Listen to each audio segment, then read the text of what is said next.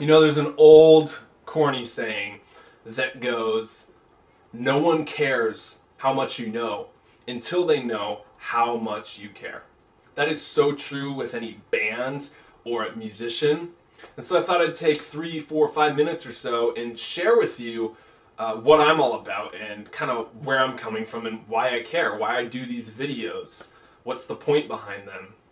If I were 100% honest with you guys, 120% real, the videos are not just here for your entertainment. I mean, the goal behind them is to get picked up by a touring band or someone, or find like-minded individuals who want to play music and are very serious about it.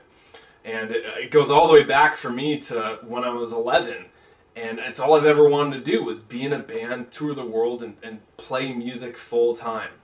When I was 11 and I got signed up for band class, I hated it. I thought I was going to hate drums. The only reason I chose it were because the percussionists were the guys who could come and go class whenever they wanted. You know, everyone's doing their warm-ups and the percussionists are kicking it, going back and forth. As an 11-year-old who was a little rebel and, you know, listen to all this angsty teenage white boy music, no effects and Sum 41, you know, fuck the system, I loved that. Sign me up. And so I did it, and fell in love with drums. Used my life savings, I think it was like $150 at the time, to buy a 5-piece ruby red drum set. One that was so bad you could take a cymbal and crack it right open with your own bare hands. And so I did that, and I've been playing ever since and fell in love with it.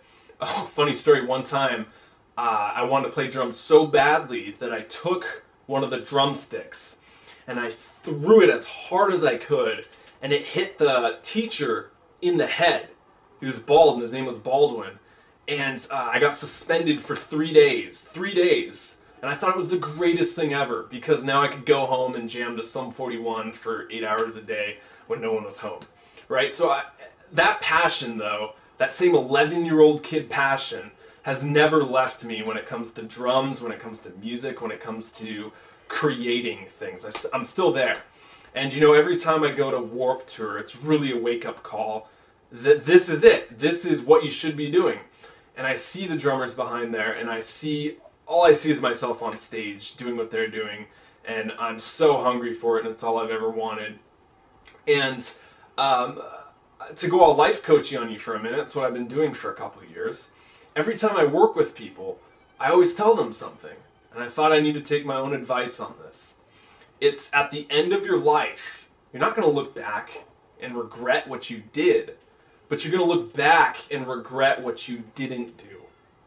I can honestly say that if I was 70 and they had to force feed me food through a magic bullet and a straw because I couldn't chew my food or whatever and I was pissing my diapers, I would regret not going for it.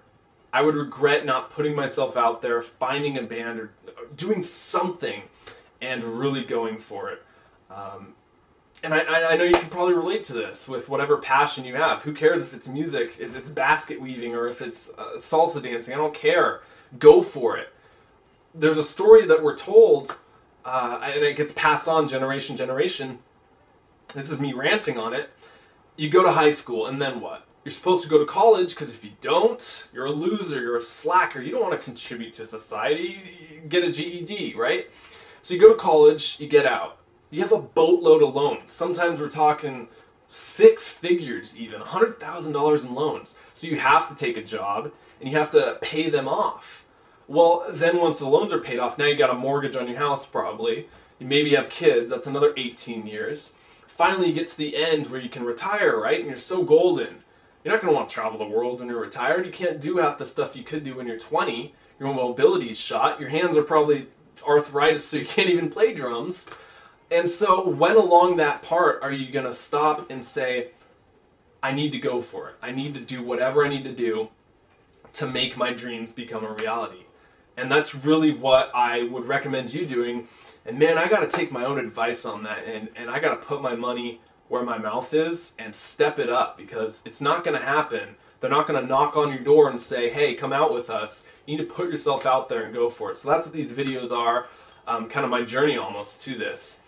And to wrap up this Oprah life story before it turns into, you know, a book club sob story on YouTube here, I just really wanted to say thank you.